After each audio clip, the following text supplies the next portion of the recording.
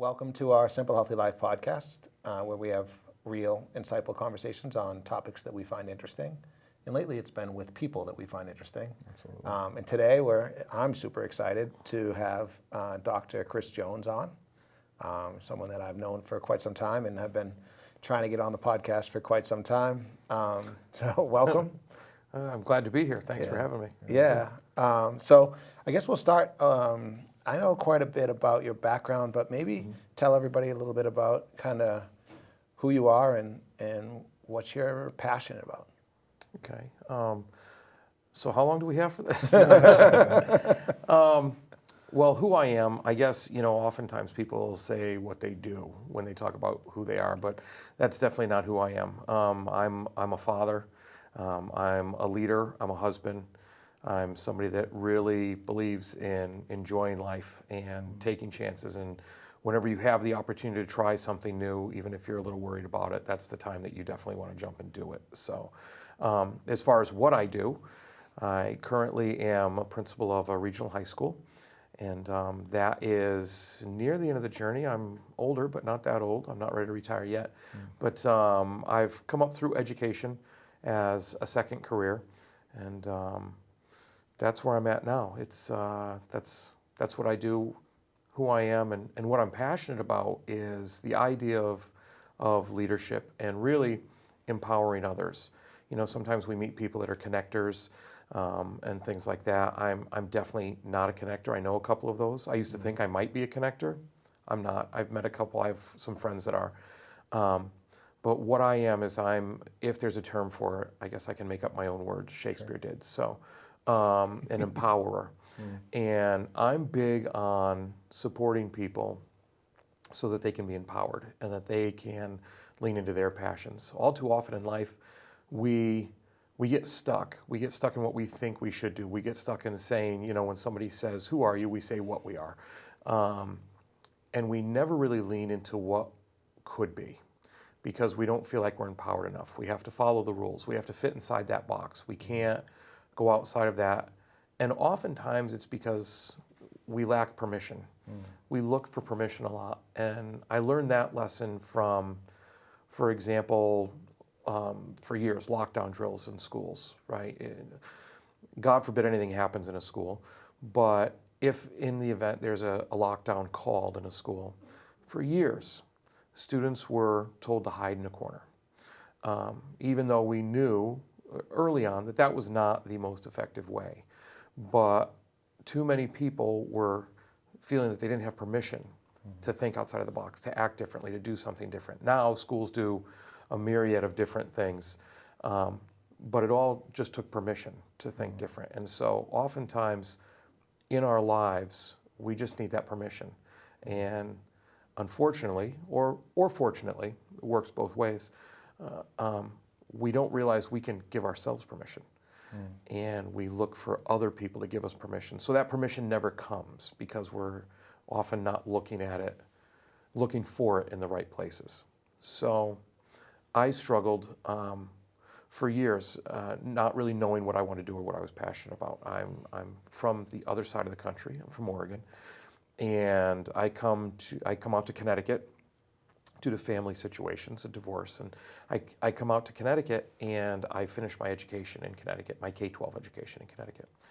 And going through high school, I knew something was wrong. I was super bored in high school, nothing personal against my teachers, but I was bored in high school and I found for a while I was a little bitter at my teachers because I would talk to my teachers on the side and they had these great stories to tell. And I'm like, okay, so you're teaching history this way.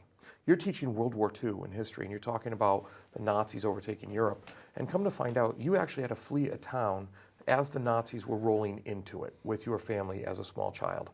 And you're saying, read 5 pages and take a 5-question quiz the next day. So at first, I had a chip on my shoulder. I blamed the teachers because I was young, and even though I thought I knew everything, I did not. And so I really found as I kept going that it wasn't because they didn't want to do that. They didn't have permission to do that. And so they were lacking that permission to lean into some stories that would really have engaged students or attracted students or made students appreciate their education more. And along those lines, I realized that there's got to be a better way. And I was lucky enough, maybe it was a generational thing, I don't know. I was lucky enough to be raised by my grandfather and my mother's father, who were both like, oh, well, if you're going to complain about something, either fix it or shut your mouth, to put it plainly. And so I kept getting told by my family members, look, Chris, you got to go back and teach. You have to teach. And I was like, I don't know if I want to teach. Look, I went to an inner city high school. I know what that's like. Teachers standing up there, kids having a blast. And 90% of the time you're doing discipline or classroom management, and 10% of the time you're teaching. And look, if that's teaching, I'll teach anybody anything they want to know because I love teaching about stuff. But if people think I'm going to do discipline for 90% of the time, they're crazy. I'm not interested. So I ended up being a coppersmith. I was giving tours to friends and family members of different Civil War battlefields. And it was one time in particular, I remember I was with my sister and I was giving her a tour of the battlefield of Gettysburg. And so I'm explaining this certain aspect of it, and we're going down, we're walking into the field, and I'm talking about it.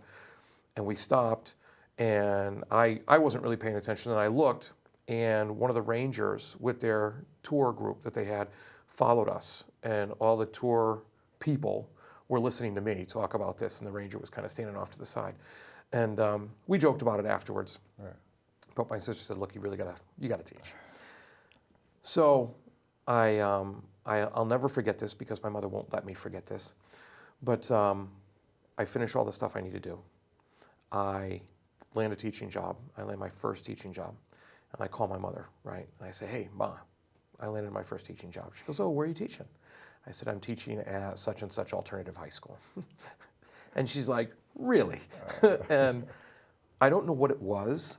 And I think it's because sometimes those students are misunderstood. They're just a different population. That I started teaching there, and I never looked back. And then I left there and I went to an inner city setting, and dealt with that type of student.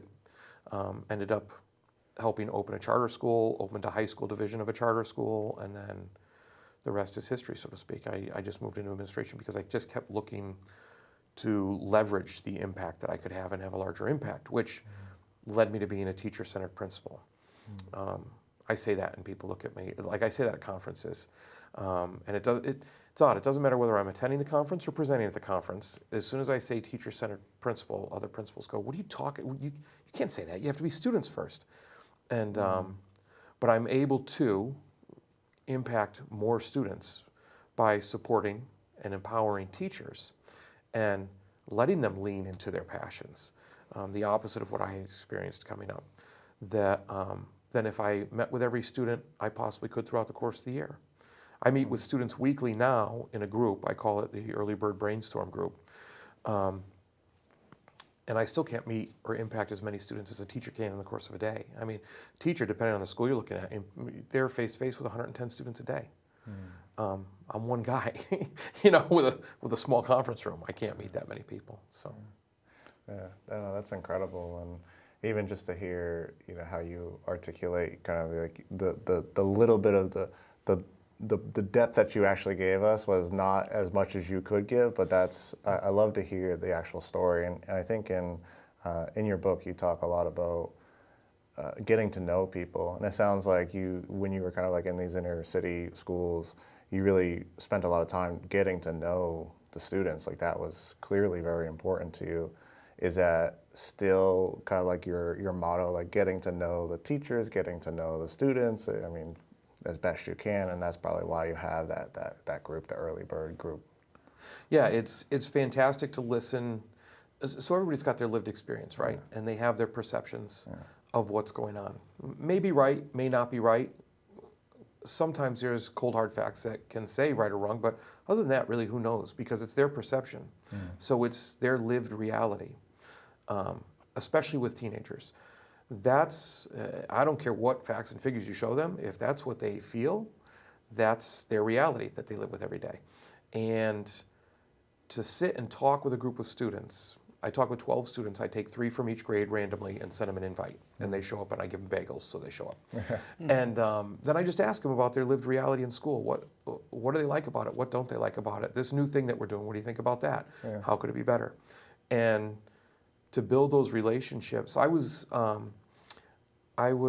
leaving school the other day, and as I was leaving school, one student yelled out to me, he goes, "Hey, Dr. Jones," which I hear often in the halls. And so I stopped and I said, "Yeah, what's up?" And he said, "Hey, congratulations on your anniversary," and kept walking. So any chance, because he saw it on social media and kids were talking, I had a student congratulate me the other day on my son getting into his first choice college. So when I can find out things like that about them, then I do the same with them. Yeah. So you actually wrote the book on leadership and support, empower, engage, right? Yeah. So, and you know, I was just, as you were talking about where you came from, one thing that stuck out to me when I read it was actually your dedication. So for those of you who don't know, I know he calls him Team Jones. I know Mary and Scotty and Tommy. I got to know you for quite some time and got to see them grow. Congratulations on Tommy going to Wentworth. That's awesome. I know that was his first choice. Oh, he's still about 3 feet off the ground. Yeah, as he should be. But in your dedication, you wrote specifically to Scotty, thank you for something to the effect of, thank you for showing me that guidelines are made to be changed. And it's pretty cool that to hear your story. And how many years ago did you write the book? 2, I believe. 2 years ago? Yeah, maybe 2.5 now. And to see that you've been able to empower your son to even be able to, at his age, push the boundaries in a respectful, in a manner that makes sense, right? We talk about it all the time, like whether it's good or bad to push the boundaries. And you push the boundaries in education by changing your focus from what people say you should do to kind of a way you could be more impactful. And you're teaching Scotty to do the same thing, and I'm sure Tommy as well. I know he's a little more reserved. But I think that's really interesting that just the way, for me, that those two things clicked when you started talking about your story. But it sounds like you are now writing another book. I am writing another book. And this is not about leadership. This is jumping into the deep end of the pool, because I say why not a lot. This is not about educational leadership. Okay. Well, maybe not. There could be some ties drawn to it, but it's a children's book. And it has a very special story to me, because back when my wife, who I say is the actual official leader of Team Jones. I noticed I didn't we'll say call her that you were captain. captain of Team Jones. I knew that was inaccurate. It's kind of a long story, and I'll shorten it, but when my wife and I were dating, I lived probably 25 minutes from her, a 25-minute drive. So I would be over her house, and she's early to bed, late to rise. I'm late to bed, early to rise. So I would be at her house, and I'd say, all right, I got to get going. I'd leave. She would crawl right into bed, right? 5 minutes down the road, my phone would ring, and she'd talk to me as she was laying in bed and I was driving home for the night. And she would always say, tell me a story. Tell me a bedtime story. So, okay, I'm game, right? And so I'd make up these stories where she was this little seashell girl. I called her the seashell girl. And she lived on the shore in this little hut, basically the perfect place my wife would love to live if you ask her. And it was medieval times, and so what she would do is she'd walk the beach all the time. That's what she would do. And she would collect these shells, and she'd make them into jewelry. And then she would sell them in the marketplace of the town, because it was set in medieval times. She ran into this young man training to be a knight, that wanted to be a knight, that wanted to go protect people, that wanted to make the world a better place. They had a connection. He brought her fulfillment from being on her own, and she brought him a sense of balance and a sense of reality as to how people are and how you should treat people. And so they made this connection, and every story, and I just made them up off the top of my head, every story would be around the idea where something occurred, They were together. They had to separate because he had to go do his night stuff or whatever. But he would always come back, and the story would end with them being together and see everything works out in the end type stuff. So I got the idea of, why don't I write a teen novel or a young adult novel on the Seashell Girl and her friend the Knight. And so I started writing this book, and I got to about chapter 8-ish, 150 pages, 160 pages. I'm like, this is like a trilogy I'm looking at, as I'm writing the story. I'm like, I don't have time for this. Yeah. And so I got to thinking, I was working as to what I could do, and then I said, wait a minute. This started as a bedtime story. So why am I not writing a children's book that's a bedtime story? So I just took the first chapter, and I'm waiting to get it back from the illustrator now, but I just took the first chapter and wrote it, and it's Isabella in the Storm, and Mary is Isabella, and I am Jeremiah, the Knight. But I wrote it, but it's not authored by me, so it's a surprise that I'm hoping to get before this airs. Right. But it's by myself and Mary, and she has no idea. It's a surprise. So not only am I going to give her this story, this memory that we have, I'm also she's now going to be a published author. Amazing. And she's an English teacher, by the way. So then I'll propose to her. We got 8 more in the hopper because the writing's already done, so we just have to simplify it and make it and work it. And so I'll give her the opportunity to continue that, and we'll continue working on the Coastal Chronicles. Or she can say, no, it's a one-off and I'm good, stick to leadership. But it really is. What if she says, well, what about that one story you told me that you didn't write? Yeah, I'm in trouble. That's what it is. It's just, I just took them because I don't remember the stories I told, so she may. But it really is a story. It's a story about belonging, and this is kind of why it hit home to me. It's a story about we're not always alone, even though sometimes we think we are. There's somebody out there that is there for us. And it's a story about belonging, being true to yourself and who you are until you find that group or that person that you fit in with. So there's some really good lines that are drawn through it that it could be used in schools. It could be a good resource for schools, preschools, things like that, or a library. But we'll see how that goes. Yeah, no, that's so interesting, and I love that you mentioned the idea that there's someone out there who can support you, and I'm sure that you've noticed that in schools. It's a thought that I will often have, where these kids are basically grouped into a classroom or a specific group based on geographic location, essentially, but they may not have very many interests with other students, and then that probably gets them thinking, well, if I don't connect with these people, then I probably don't connect with anyone at all, which isn't true, right? To the point of the story, that they're out there, they're just not right there. And so was that idea inspired by what you've seen in your, I guess, your profession? I've always been about being true to yourself, no matter how difficult it is. And the interesting thing about high school in particular, not necessarily elementary or middle school, is that high school is the last time in our life where we're forced to be with people that we might have nothing in common with, or don't get along with, or don't understand for whatever reason. And yet we still can't seem to find sometimes, some students, that connection. And so I think it's important for students, because I think this is kind of where culture gets a little confused. We can't have students forced to be together, and I know that some people won't like that word, but we do force them. It's called compulsory education for a reason. But then they feel like they need to change themselves to fit in to a group, to be accepted by just somebody. So if a school is not moving to make something for everyone, and as impossible as that sounds, it's possible.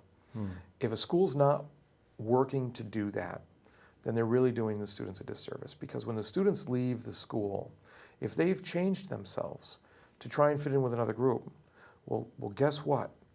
That group's not going to be with you in college, because kids split up when they go to college or the workforce or the military. But if you're true to yourself and you hold on to, I mean, it's a simple thought, but it's not easy to do. Right. And you hold on to who you are and what you're about and follow those interests without fail, your paths are going to cross the people that are interested in the same thing. Mm-hmm. It's funny, my oldest, and this reminds me of something I wrote in the dedication about my oldest, is that I could not be happier for a choice that he made that really tapped into and let him continue to be who he was and unlock who he truly was, and now he's thriving. And his friends come over our house all the time, and we give him a hard time. We call them the nerd herd. They're a bunch of engineers. They're going to WPI, they're going to Wentworth, and all this. And they're going separate ways at the end of this year, but they all have the confidence that they are who they are. And they're going to find people that are like them, because they're not going to bother trying to fit in other places. If you're not comfortable there, and I say this about, where I work. I've said this my whole career. If I have to pretend to be somebody I'm not where I'm working, I'm not staying. It's just not worth it. Life's too short. Whatever cliche you want to use, you know. So as schools, and this is important for leaders to do with teachers as well, and teachers to do with students, if we're not offering opportunities that fit what people want instead of trying to dictate to them what they want and try it, we're really doing them a disservice. What's really interesting to me is we've spoken to a few different people recently, and actually Erica, our producer, she was talking about her passion, and she was talking about her passion is to tell a story through visual or through audio, but it came from her family. Right? They were passionate about music and passionate about producing, and then we talked to our friend about the teeth, Krista. I don't know why I can remember. And following her passion was about teeth, and then what I'm hearing from Dr. Jones is like you started off by saying that he was passionate about empowering people, and both of your kids have been empowered. Have been empowered to push the boundaries. Have been empowered to be themselves. And the way you lead is through empowering your teachers to impact students in a better way. And I never even thought that you could be passionate about empowering others. I never thought about that before. But here's 4 examples in 18 minutes about how someone has taken that passion of empowering others and used it to be successful not only in your professional career, but also as the co-captain of Team Jones. Pretty amazing stuff. So thank you for sharing that, and thank you for articulating it that way. So I'm passionate about leadership, right, and empowering people, and unfortunately, leadership. There are so many things about leadership, but one of the main things that I notice people get wrong. Leaders get wrong. One, they think they're the only leaders. They don't recognize the lower level, and even saying lower level is wrong, but the other levels of leadership. So I can sit here and say I'm the leader of the school. The teachers are leaders. Teachers are leaders every day in their classroom. Students are leaders on different levels. It's just that I happen to be at the top of that chart, or I have the title. If I'm doing my job as a leader, I should be able to work myself out of a job. If I'm doing myself as a leader, if I'm doing the right thing or doing the proper thing as a leader, I should be able to work myself out of a job and become useless, not meaning of no value at all, but less use to the institution as a whole. I should be able to leave my school tomorrow and have it go on and not falter. And sometimes ego plays a role. Leaders will say, oh, well, that place is going to fall apart without me, or I hope that place falls apart without me, or gets them right. That's the worst thing that can happen as far as judgment for a leader. If you leave a place, if you're the leader of a place, and you leave a place, and it falls apart, you were a bad leader. I don't want to hurt your feelings, but you were a bad leader. You didn't do your job, because you should be working to work yourself out of that position so that people can take off without you. Oftentimes we get in the way as leaders, right? It's like you build this team and let them play, don't stifle them. And unfortunately, leaders tend to do that sometimes. Yeah. In that example, the person may be a good worker but bad leader. They're the keystone that's holding a lot of different operations together when it really probably shouldn't be that way. Right. We should be creating new leaders. And I know some people say that, but when I'm done, I want to be able to look back at like a leadership tree and say, wow, look what this person's doing. Look what that person's doing. Look what that person's doing. And I really take to heart your point about where you have a worker, right? I refuse to believe that people can just be workers. And it has to do, and I do explain this in the book, that some people go, when you support somebody and you get them engaged in what they're doing, right? And then you empower them to do something different. If you're doing your job, because somewhere between engaging them and empowering them is that release. You have to let them go. And that's the empowering piece. And if you're empowering somebody properly, they are going to fail. So leaders that are empowering people or are in that position to be able to empower people have to wrap their heads around the idea that this person is going to fail. The worst thing I can do as a leader is to say, yeah, you messed that up and redo it or something like that. What I need to do as a leader is I need to look at where they fell short and I need to depersonalize it for them when I'm helping them get back on their feet. And I need to personalize every little bit, any tiny, minuscule piece that they did right. And because then what they're going to do is they're going to try again.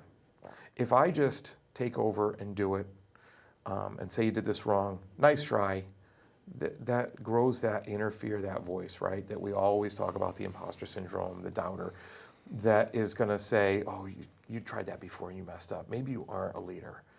And then you've ruined somebody's opportunity to really press against the boundaries of what they actually could be and maybe lean into something or find something that they're super passionate about because they quit before they get started. One of the most difficult things for leaders, I find, is to empower somebody to do something. They do it and they bring it back and you say, oh, well, I wouldn't have done it that way or whatever. If you're going to truly empower somebody, you have to say, oh, well, cool, that's a good way of doing it. It might be 180 degrees different than I would have done it. But oftentimes, there's beauty in that.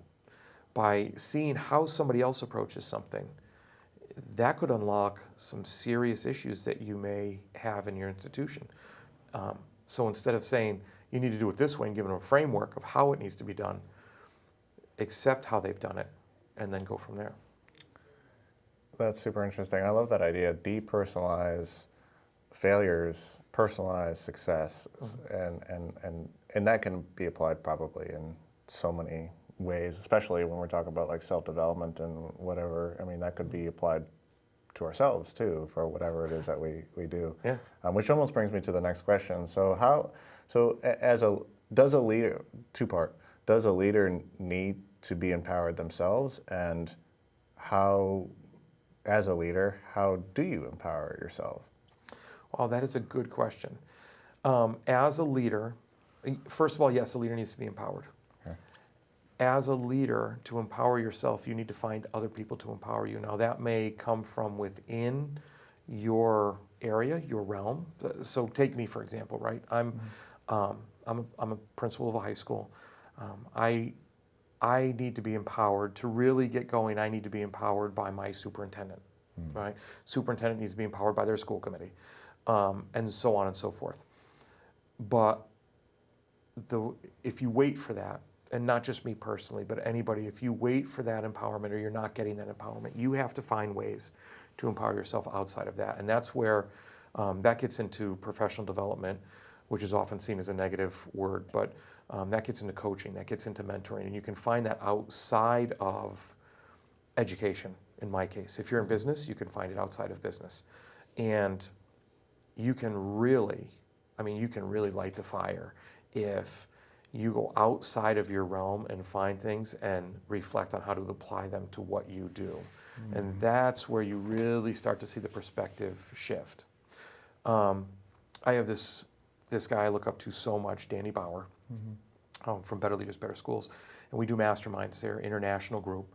And so every Wednesday we meet online, but we're reading a book at the time. And so the book that we read never has to do with education. And we're all school leaders. And so we talk about how that applies to what we're doing through all the books. And those are some of the best books I've read, but it really makes you think outside of the box, and it really stretches your brain. I'm empowered by Mike when I meet with Mike. It's how you view being empowered too. It's not necessarily getting permission to do something. It's being given the idea and the support, the sounding board to go do something. Because after all, eventually, when it comes down to it, when you boil it all down, it really is on us. It's on you to make sure that you do something. Ideas, fantastic. Dreams, awesome, but they're not the best thing. Action is the best thing. Actually getting it done, because that plants the seed for more ideas, more creativity, more dreams. Because boy, if you have a dream and you take 3 steps towards that 10-step dream, you're like, I can really do this. There comes a point where you really start to believe, and then I can't just do that, and you back that dream up, because boy, if I can reach that dream, why couldn't I reach that other one? And so you grow yourself. Well, I mean, I've joked you wrote the book on leadership, right? And so that was a goal of yours, and now you did it, and now you're writing your second book, right? So you're living the example that you're speaking about. Again, I love that.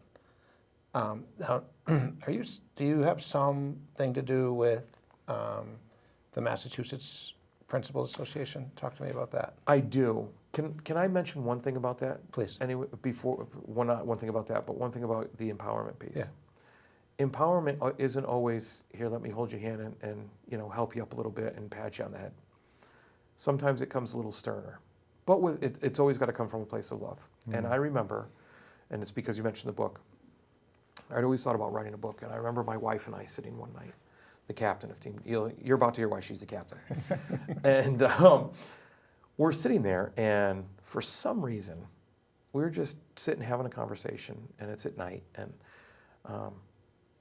I say something to her about, what do you want to do? Think about something big that you'd want to do. And she mulled it over, and and in the meantime, she said, well, what do you want to do? And so we're both sitting there gnawing on this. And I was done first. And I said, I've always kind of wanted to write a book. She looked at me and she said, well, then write a book. And I said, well, there's this. And she looked at me, she goes, no. Then write the book. She said, if you want to write a book, why aren't you writing a book? Right. She said, you could easily write a book. So go write the book. Don't talk about it. Right. I said, okay. And I have a book. So, I mean, there's that kind of empowerment too. Sometimes we just need to be told, no, you can do this, go do this. Oh, really, that's the reason? That's an excuse. Stop with the excuses. Right. And sometimes we just need somebody in our face saying, really? And to look at us like, with that knowing look, like, that I know that that's an excuse. So you need people in your life like that. Absolutely. And it helps you move forward. So, the Massachusetts State Administrators Association. I'm currently the president of it, and that's the statewide association for all the administrators in all the schools across the state. And something really interesting about that, because I like to change things. As I was president-elect, the president above me, Stacy Monette, she's fantastic. We started to revamp and re-envision what this State Administrators Association would look like, because it was kind of like a good old boys network before that. And so we just kind of abolished the board and opened it up to elections across the state. So everybody in the state, from the Berkshires to the Cape, are now represented at the table on the board of the board of directors for the association. And they're done so by election. So we had an election, we worked that, but in the meantime, we had to abolish the committees, because this network, there'd be a gathering at the beginning of every year, and people would only show, and we found out that not everybody got invited, not every member of the association got invited. People would show up and they'd lobby to be a committee chair, because the committee chairs are members of the board. So we got rid of all that. had elections for board members, and now we're assigning the board members to head the committees. And this year, we've got our reformation of committees. We're working hand in hand with the State Superintendent's Association, with an event we just had, and now we have an event coming up on January 30th that is a winter conference that we've never done. Now, we have a summer conference that's a massive hit down in Plymouth. We sell out the hotels down in Plymouth, and it's a fantastic time. It's tons of learning, networking. It's just really great for everybody to step away. But we don't usually do stuff in the winter. We have an assistant principals conference in the spring and so forth. But so January 30th, we're having our first winter mini conference, free to everybody that wants to come for leadership. We're doing a tap on the shoulder to get people into leadership. And we're running a couple sessions where we've got a couple keynotes going on. It's interesting, the keynotes are about belonging, another thing I'm passionate about. And yeah, so that's exciting. But the opportunity to lead through this type of change and these types of changes and kind of steer the board in that direction is fantastic. Very cool. Very cool. I love that. Yeah, I mean, it takes initiative to do that kind of stuff. I mean, even all the changes that you speak of, and you kind of alluded to that idea that you try to get teachers to build their sense of initiative. You use the word like permission, right? Like people think that they don't have permission to do things. I'm using the word initiative, but how do you support that through? Like, how do you support teachers to build initiative? I mean, clearly you have plenty of initiative. You write the books, you do this, you do that, you change things, you swap it up. Like, that's great. Certainly a skill. So how do you develop that in others? One, I support them in doing things different. So I'll go into classrooms and I'll walk around classrooms. I'll talk to teachers outside of classrooms. I'm always asking them to take risks. I'm always asking them to try something different, trying to push the boundary a little more. So I'll go into a classroom, I'll see a lesson that's going really well. I'll compliment them on the lesson. I'll say, hey, have you ever thought of, or I wonder if it would be cool if you tried this. And I just give them little plugs to say, yeah, go ahead and try this, something new, something different. And now I have teachers that invite me into their classrooms to watch them do something they've never done before. Which if you're not in education, you might not understand the gravity of that. But inviting the principal of the building, the main evaluator, in to watch you do something you've never done before is a little nerve-wracking. Sure. But they have that trust in me that I'll watch it, and even if it's not any good, I'll say, that didn't work, and we move on. Mistakes are necessary, and it's just, and I model it. I model taking initiative and trying new things. A couple of years back, I got rid of midterms and finals, which some teachers still ask about a little bit, but we go back and forth with it, because the idea that I trust my teachers so much, I want students in front of them as much as possible. And midterms and finals take away from that. And really, too many kids get nervous about taking a midterm or final, so they don't that's not an accurate measurement of their skill level anyways. So I got rid of them. And we've been doing okay with them. We've got other issues at the end of the school year. Students aren't that attached, so behaviors run rampant a little bit. So now we come up with other activities, like we did a mental health day last year at the end of the year that we'll refine this year and do again this year. That's so interesting. I was just talking to someone about midterm and finals and how difficult that is, but also objective measures are really almost kind of take away in some sense, like the midterms and finals. If you base success on how someone takes a test or what they score on this test, then you encourage teachers to teach to the tests. And so I think that's probably a more pervasive problem that happens in education, fair to say? Very fair to say. Even more than fair, accurate. Look, we tell teachers to adjust their lessons in the classroom and teach students in the classroom. Build relationships in classroom. Like our first 3 days of school, I tell teachers they're not allowed to teach content. They have to work for 3 days building relationships with the kids and getting to know the kids. But we tell teachers that. We tell teachers, you learn different than Mike. So we need to make sure that we do things that will help you learn better or understand the material better. We do things that will help you understand or learn the material better. We have win blocks in our schedule, which is what I need. It's an open block. Kids can sign up with teachers and get extra help if it's not working. We do all of these things because we recognize fundamentally everybody's an individual. And they're not over here and over here. They could be here and here, but they're an individual. The education, and they learn things differently by a shade even. And then we give them a standardized test. Like, what? These are some of the things that annoy me. But, it's just, it doesn't make sense. And one of the worst things we can do, especially, because I talk about authenticity a lot. You are who you are, be who you are, embrace it. Kids know. Teenagers are some of the most emotionally charged, authentic individuals you can find. And if they hate you this 30 seconds, they're going to let you know. And then 45 seconds later, suddenly you're okay again because they're running on emotions, but they're letting you know that's their authentic self, right, where they are. They are phenomenal detectors of authenticity. They know when schools are being hypocritical. They know when we're trying to sell them a bill of goods. And they don't always, with poor communication, they don't always understand what's going on. So sometimes they need just more communication, but they know. So like, what are we doing? We're asking these kids to buy into us and trust us. When I stand in front of the parents of 9th graders every year and I say, look, I'm asking that you trust us with your most prized possession in the world.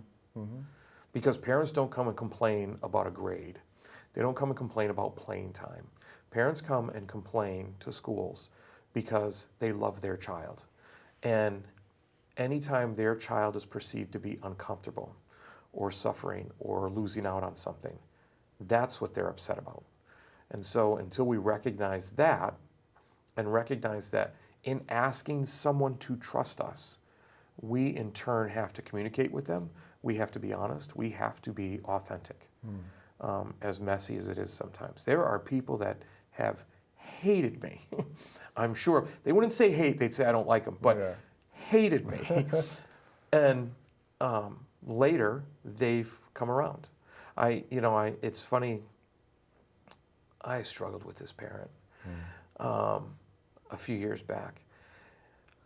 Her son came in as a freshman and struggled. He didn't want to follow rules. He didn't want to do anything. So we were all, a lot of this.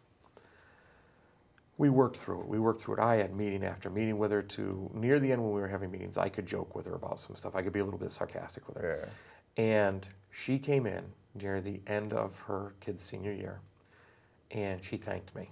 And she said, we haven't always gotten along, but boy, what you and your school have done for my kid, and he went off to college, which nobody thought would happen, is just nothing short of incredible, and I can't thank you enough. And she said, I was not always the easiest person.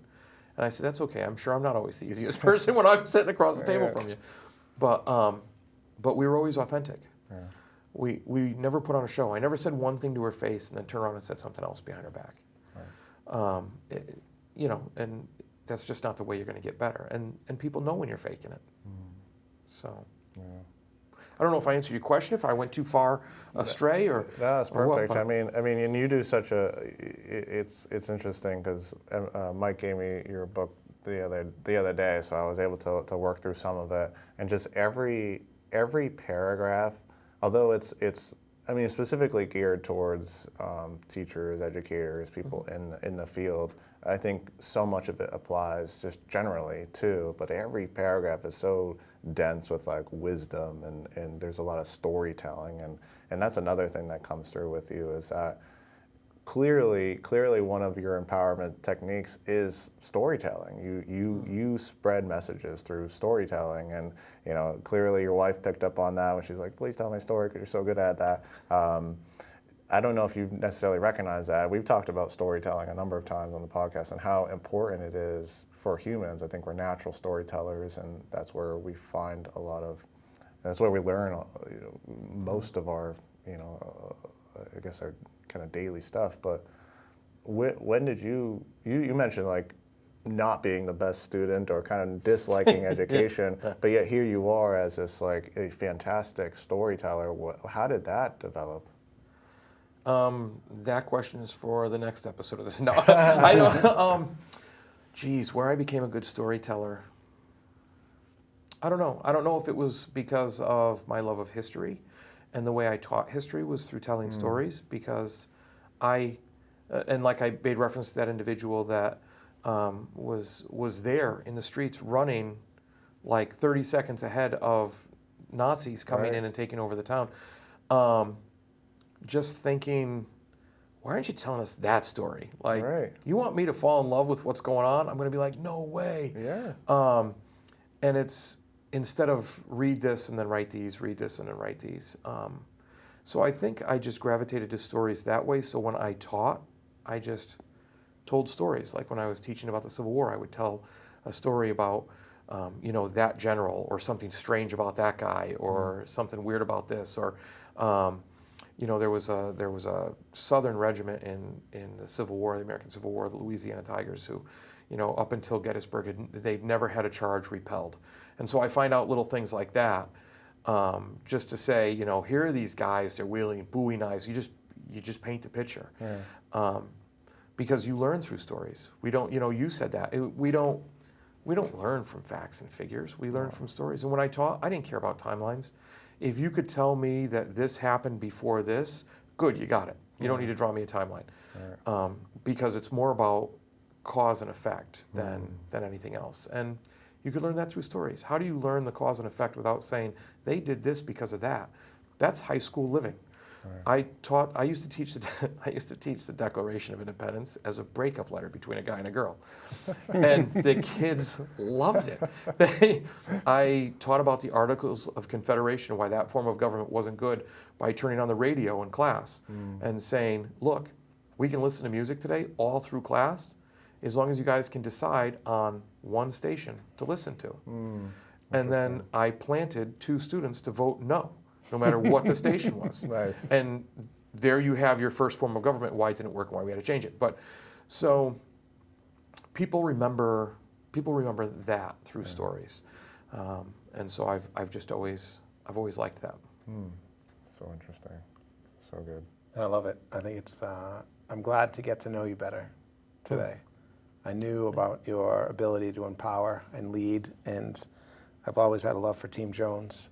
Yeah, well, right back at you, man. Thank you. But thank you for today.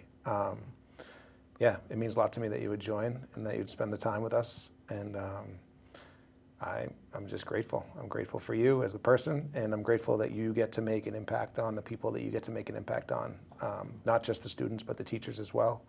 And I love the book. So if you're out there, if you're in education specifically, although I personally think it translates to any number of corporate America companies, which is what I told you when I read the book. Like I was like, it's 10 people that I could think of that need to read this book. Like, at least 10. So amazing. And thanks for sharing your passion. That's Hey. I never even thought that you could really be passionate about empowering others, until you not only proved it, but gave us, 4 examples off the top of your head. Well, it has to do with my why, and I don't want to hold please you share. any longer. But No, please share. I mean, because as I think about my why has changed, right? And I always kind of had this in the back of my head, but could never articulate it. And I love to talk anyways, which is why I have the podcast and all that. But my why being, I want to improve the educational experience for all those involved by being purposeful, acting with integrity, and building character. And I think about that. Why does it have to be improve the educational experience? What if, right? Let's go big or go home. What if just improve the experience for everybody? This experience that we call life. Because if you're purposeful, if you have integrity, and if you build your character, you can accomplish just about any goal. So I don't know why I don't change that. That's still in the hopper. Kind of like when I was explaining about how we recognize people, which is why I made my wife the co-author, because she doesn't even realize what she did. Yeah, what a strong message. And even that, like, super strong, I can imagine, as a student in the school system to feel like they're actually making an impact. And, I'm sure you have plenty of other stories and examples. Don't give me storytelling again. Yeah. But yeah, I can imagine how powerful that is. And I like that idea. Even just like, I had a very similar kind of like school experience. I kind of went through and I was like, why am I even doing this? Like I can get the grades, and it wasn't like, I wasn't exceptionally challenged, but I also didn't take on, I had no initiative either, but maybe because I was not empowered. And to see at least you trying to make a difference, I think is great. Yeah, I was jeans and t-shirt every day, just get me to practice, man. Football and wrestling. My springs, my mother still calls it the springtime of my life. Spring was when, okay, let's watch his grades, because he doesn't have to go to practice, get his work done and all that, and I'd have that free time and everything, and be like, oh, I got other stuff. And where if I wanted to play football, if I wanted to wrestle, which I did, then that's what I had to do. But that's me to a T in high school. I actually got in an argument with my German teacher one time. Not a full-blown argument, but just kind of a little back and forth. Because I walked into class one day, and she was like, all right, put your stuff away, we have a test. I'm like, we got a test today? and she's like, yeah. And I said, oh, okay. So we took our test, and then we were hanging out, and she was going through the test and everything. And she got so upset at me. She was like, here, Christian, she's like, come up here for a minute. So she started talking to me. She's like, what are you doing? I'm like, what are you talking about? What am I doing? She's like, you really didn't know we had a test today? I said, no. And she goes, you got an A. Why don't you study? And I said, oh, well, do I get more for an A+? And she said, well, no, but you should study so you know it better. I'm like, well, to me, I got an A. Why would I study more to get an A+? So that initiative that you talk about, there was just no initiative.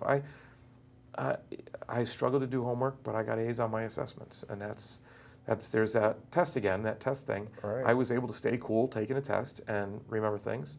I didn't misbehave. I would just pay attention in class and take notes and call it a day. I had so much more to go on in life than worry about studying outside of school. But a lot of my friends were like, you're what?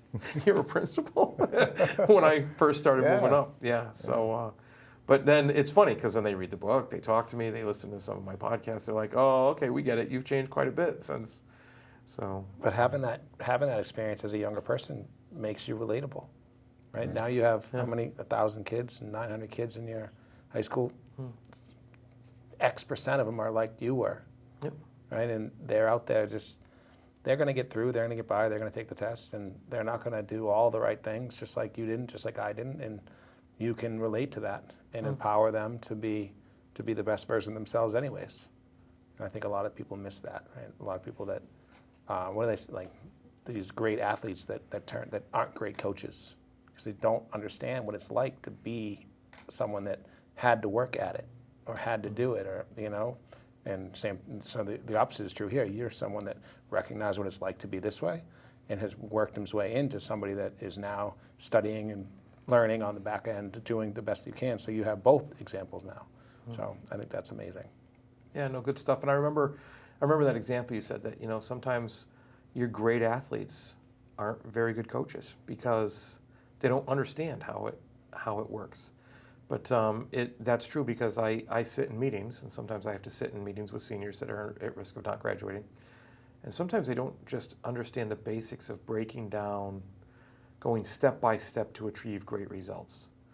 So I can explain why they need to hand in that paper even though they have a 50 in the class, and this will only get them up to a 55, still not passing.